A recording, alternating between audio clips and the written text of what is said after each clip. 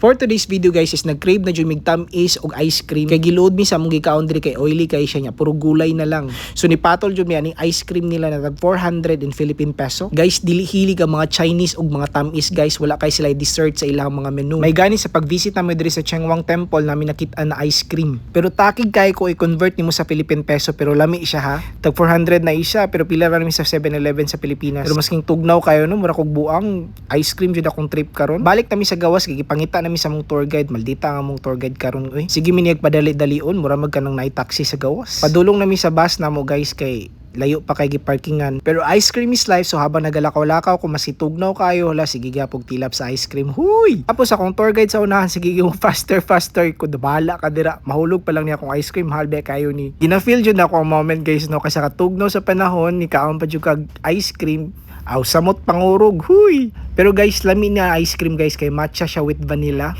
Dili kay siya tamis, so dili siya luod, dili siya umay ka. Mao na akong tour guide guys. Sige tanong sa ako nagkaon kog ice cream, bahala ka dira. Ug mao lang to, nagpalaway ako sa inyo. See you guys again next vlog. Bye-bye.